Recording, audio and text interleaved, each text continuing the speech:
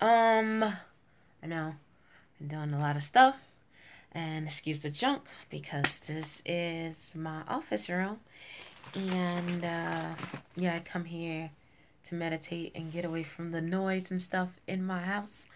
Um, Today is the 12th of May 2018, and I was actually getting ready for a women's retreat that I am doing at the end of this month. It's a women's retreat where women gather and they talk about God and they just fellowship and have more women, privileges, things, you worshiping God, but you're having more relationships with women of different ages. Some of them are for mentors, some of them are mentees, some of them just there for enjoyment and, fellowship. That's what the main thing is, fellowship with God and with your sisters. So I was getting ready to do that and get my chandeliers and stuff ready for my makeup presentation and stuff like that. And I just felt like making a video. I don't know. I believe it was the spirit telling me to make this video, because I know that I can't think of anything on my own. I know everything that is given to me is from God. He created me, and I'm sorry if someone takes offense. No, I'm not sorry. I just believe in Jesus Christ. Um, and I know that it is a reason for everything, and I know that He has me, and I know that I have to be obedient to what He tells me to do. So I was going about my day. It was kind of slowy. Usually I go out with my boyfriend and he goes and looks at cars and stuff on Saturdays. And then in the afternoon I go and, do stuff for my business, because I usually don't work on Saturdays. I usually rest, go exercise, relax, and pick it up Sunday, probably Sunday evening. So when I came back home after we went to the Corvette show, and I don't know. I got into it. Matter of fact, we didn't really get into it, but I just really had this eerie feeling like, why?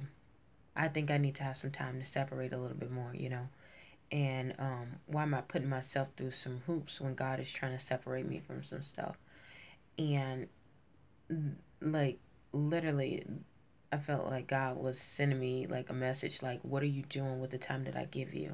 And I understand everything in this world is created by energy, and God is energy. People try to take God out of it, but God is energy. He's the one, Jesus is the one who created, well, God is the one who created you, you know, and, well, Jesus is God, that was a whole split Trinity.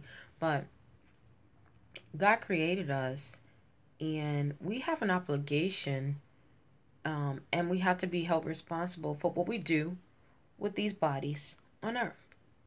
You know, um, as I told you guys, I've been homeless. I've been working on this whole shelter, getting myself back together. I've been in the process of working on this shelter um, for women.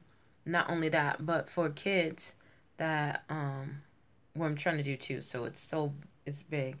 It's one that I want to get in the States, and one I already have in Haiti for the girls in Haiti.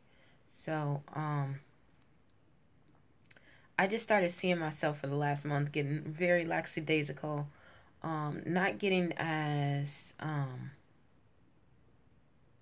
not courageous, but very prudent, like I'm usually.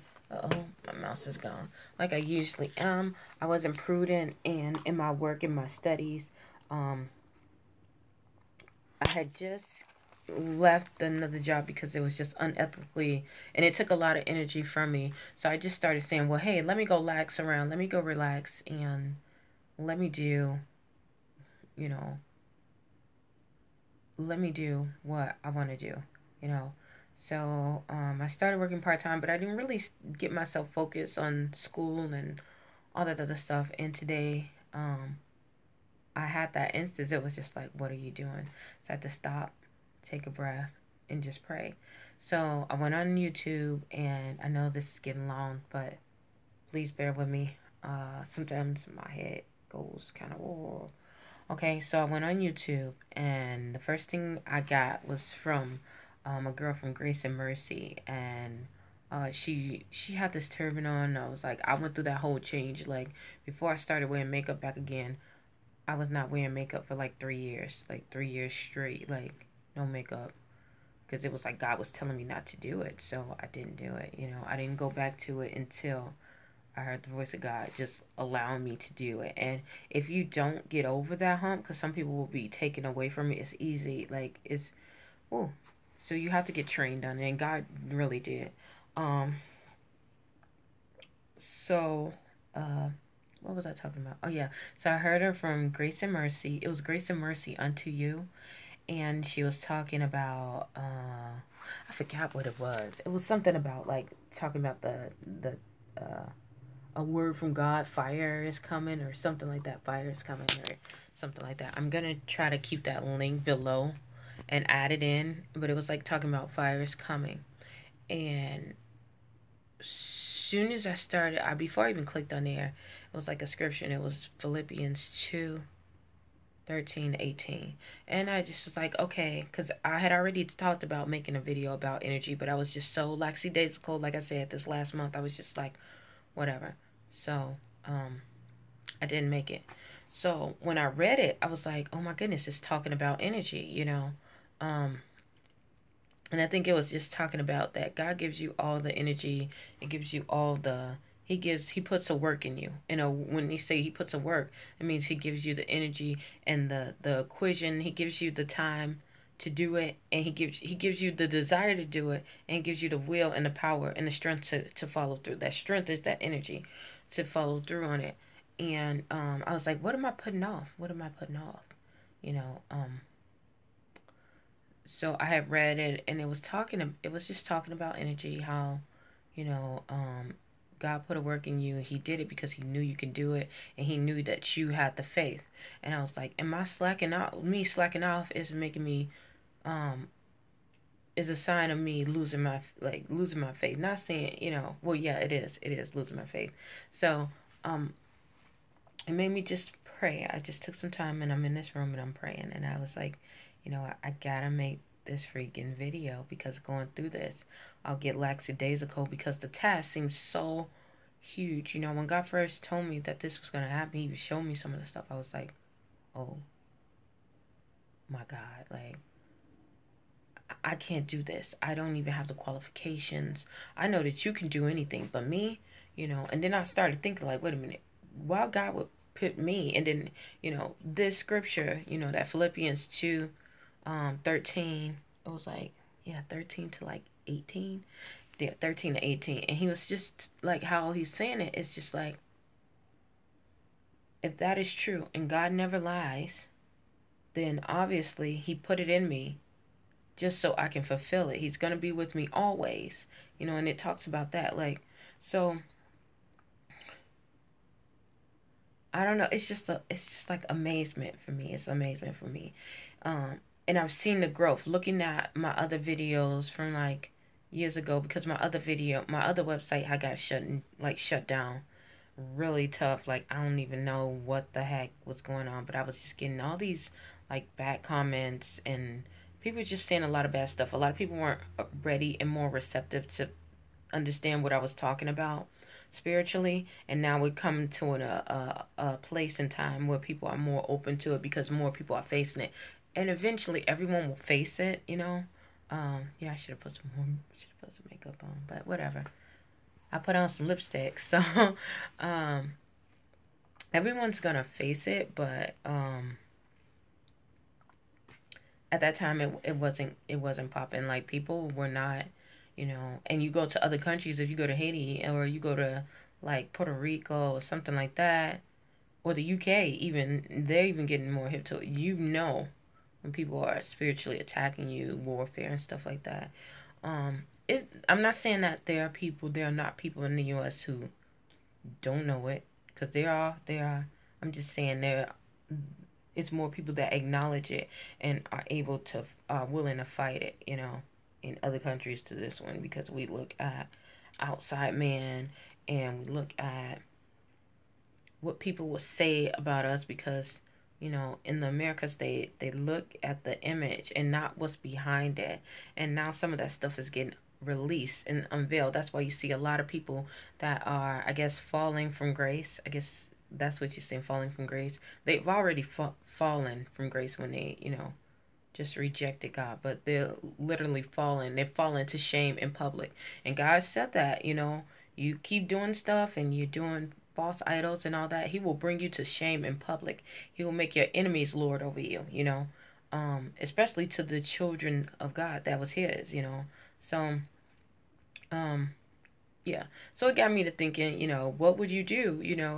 God is giving you this work. He's telling you He's giving you this work. So what are you doing with the time and the energy that He's given you? Are you abusing it? Are you just being lazy? Are you being fearful? That's abuse of the time. And I just was like, okay, and why is this abuse of the time? Because guess what? God gave you tools to fight it, if you lazy, He gives you the scriptures about slothfulness leads to destruction. He gives you the scriptures for fear. God didn't give you no spirit of fear. He gave you power. That's the energy. Love. That's the energy. Sound mind. That's the strong energy, to face anything that is given in your way. And long as you are with Him and you are following His command, there's no obstacle that can get to you. I don't give a care. Boo boo. Satan was right here. If you're following God's command, he can't touch you, because even Satan knows that it is an order to everything. So, yeah, I just really just started thinking about that and just saying, okay, Bill, I need to be more cautious of my time. And people used to tell me that, and I didn't understand it. But going through this whole trial, I see that there are people in this world, in this life, who some of them have just given up on life. So they just live by the same second, by the same, whatever's going on in the world, that's what's going on with them. That's how they dictate their life. And then there's some people that are very narrow and focused, and they're really strict, and sometimes they don't even acknowledge the people outside because they're looking at the goal. They're not looking at the whole big picture. And then there's some people who see the big picture, understand what needs to be done, but then they've given up on that walk. They've given up on their walk and on their faith, and what was the energy that was given to them. They use it for something else, like watching TV or chilling with friends instead of reading that Bible, for extra 5 minutes, asking God, what do I need to do right now? What is my next step? So yeah, it got me just to think about that. Think about that and be cautious and use my time wisely, because you never know when God says your time is up. And I want to be one of those people that make it in, and this is not just for, the believers. It's for the unbelievers too. Maybe that they can believe. People who don't know anything. I don't want to be that person that jumps down and say, take Jesus or die, But I do believe that if you don't surrender to Jesus, eventually, yeah, you will die, yes. Because we're going to die in these bodies anyway. But just surrendering to Him is the best. It's the best way. I had an issue with that. And I think that was my whole thing too, was surrendering to God. Because you look at all the other people, and me being a person that was terrorized in a church, and when I was younger, going to church and doing the right things. And it was just, I don't know, no matter what I did, it seemed like I was the person that it was always wrong for me. I would get on, like I said, I would get on the honor roll, and they, how they have the kids and they say, oh, this person made the honor roll, and they give up a donation, or they say, or even say congratulations. They would know that I was on honor roll, and they would purposely, people in my church would purposely like exclude me from it, and have all these other kids, knowing half of them wasn't even like went to school with me, didn't make the honor roll at all, made straight D's. Everybody knew, and I was just like, how is this even possible, Or like graduation ceremonies, when it's time, they give love offerings or donations just to wish them well and stuff, and they would skip by me, knowing that I did this, Or even when I was the only ones in the newspaper for the most part, and just overlooking me for certain stuff. So I understand how it feels to get hurt by church members, or even during this time as in my adult life, you know, um, going to church and people exclude me when I make promotions or something, or I do something really well at church. They, oh, well, she just did this because of so and so, and she, just saying really, really mean things. Talk about the way I dress, the way I look. Just I went through that, so I understand how you can just run away sometimes and be like, I don't want any part of that because that's not of God, which is true. That is not of God, just to be, very rude and discriminative and judgmental. That's not of God. But you got to remember that we are humans. We all have tendencies of that. And if that, it actually later on in life, it strengthened me because I had like my grandmother and my grandfather used to tell me like, it is not about them. And I used to get so mad at them. Like I just wanted to sometimes punch them. If I could punch them like secretly without them knowing that I punched them, I probably would. And without getting in trouble, I probably would. But I thank them so much because they really taught me what God was all about. And it's not about just that service. It's about how you conduct yourselves in your everyday life. Being a follower of Christ is a lifestyle. It is a lifestyle, okay? I'm not saying, you're going to be perfect or you're going to follow every rule. It's not, because if that's the case, then we will never be sinners. We will only be sinners for what, one time? You know, so if we was doing it all right, and if we was doing it all right, why would we need God? Why would we need Jesus?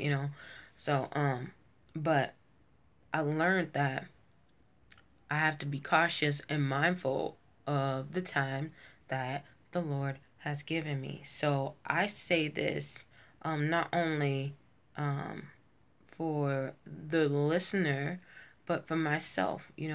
Every day I'm going to try to be more productive in my life. I'm going to try to put my energy, because I try to be more productive, but I'm going to try better to put my energy where it is best needed, whether I get recognition or not. These last like 3-4 years, I've been doing a lot of huge projects that a lot of people don't even know my name. They don't know who I am, where I'm from, and I'm so grateful. I used to be like when I was younger, when I used to do this stuff, and people would find out that I did stuff like years later or months or years later, like, oh my God, I didn't know she was part of this. I didn't know that she did this whole thing. And I would get so upset, like, why? But I see the blessing behind that because I don't have. Once people know certain stuff about you, it's a whole standard. The level gets higher because they're looking for another. And all this time, all I had to do was focus on God and get my mind right and get my body right and stay focused, just stay focused on the Lord Jesus. And it helped me, and it also helped me to stand by myself. That's one thing that I had to do. I had to learn because I was going across people who were not of God, that were portraying themselves as God. And I really had to double take because I'm like, well, maybe I'm just the crazy one because I'm a fixer. Maybe I need to go fix that. And God really worked on me to stand on my own, to say, no, this is what it is. I've shown you this is what it is, and you take it from there, and deal with it that way. I need you to do that. So it helped me to stand on my own, to stand on the promises of God and not to stand on man. And that was really, really hard for me because I'm so used to being under a pastor, under a leadership who is really, really strong and have that strong relationship with God. And when you have that, it's like no plan. It's no plan at all. It's no plan whatsoever at all. And he was older too, so it definitely was no plan at all. You had to do the work, and you had to, what he said. It was kind of easy because some of us did the work. I could have did a lot more because, but when you're under somebody who's so strong, and you got faith in them, you got faith in God, but then and you have faith in them too. And I think that was a blessing. I thought it was a curse when he left, when God took him away, but it was a blessing because God got me so stronger to rely on him. Like when my grandmother left, that was another indication because I didn't I cried a little bit, but when it was time for her to go, I was already ready to release her, and God worked on me every time because I was just so attached to her because that was the only mother that I really, the mother figure that I really had. I got aunts and stuff, but they're kind of like my sisters. And my mom, she has her own ways. We speak now. We have a better relationship, but it's not like, that close knit relationship that I have with my grandmother. My grandmother changed my diapers, taught me how to write, taught me how to sing, taught me how to clean myself, taught me, certain stuff, taught me stuff about life. So, yeah, God just really worked on that. And then I had to, um, another thing that made me just really, get down and think about it, like, and you can probably think about this too, because I'm sure you got it too. What has God, like, taking you out of? You know that you could have been dead. You should have been gone, like gone, and you overcome it. And then you run across some people that's going through the same exact thing. That's what God was telling me over and over and over and over and over again. It's like, because I knew, like, even when I was homeless this last time, I was like, I know I'm gonna get out of here, especially this area. Like, this area, they have jobs. They have, I was in a place where nothing was popping, and I had to rely on God. And I knew God was gonna pull me through. This time I was like, I knew it, but it was even tougher because I don't know. God was having me for another reason. It was another lesson that I had to learn, and it was a different level I did. This time it was just like people who, it looked like it's a lot of help, but it really, really wasn't. Some people just see the gift on you. Some people can read the gift before you can read the gift. So you got to be careful of that, and be mindful of that. So don't waste your time with them, because they know, some of them know they can't defeat you. So then they'll put you in a circle, those demonic chains and stuff, but they'll put you in bondage, try to put you in circles so you can never reach your destination. So I came across that too. But like I said, God really was working on me through that. So after I started coming out of it, God just had me to minister to people, and I never thought I would be ministering to people. I knew I was going to tell people God is good. That's about it. I thought I would be like John the Baptist or something. Jesus is coming. And just keep that one thing going, because my life is not. I didn't think it was really, really important and really, really big. But at this time and age, like, almost like I said, everything they're talking about is about my life. About my life.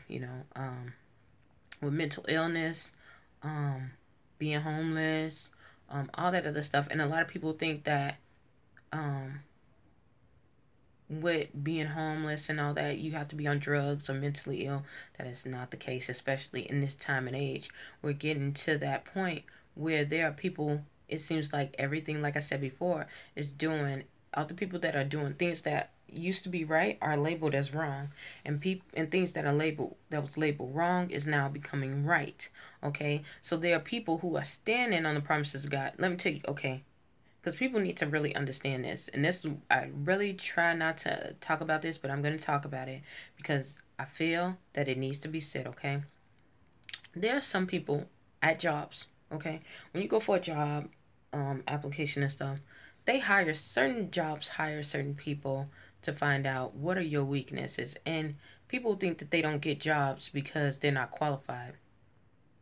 That's not how it goes in society, especially in America. And sometimes they might have someone who is clairvoyant. I'm just going to go straight to the facts, okay? Because this is what you need to know. And I don't know if they're telling you in your churches, okay? Some people, they'll be very clairvoyant, and they can see what your weaknesses are and who you represent. And some people who are strong Christians, they know they're not going to back down.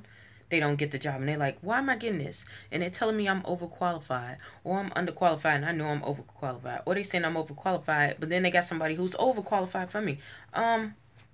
It's because you're probably not going to bow down to the principles and the things that they are doing. That's probably it.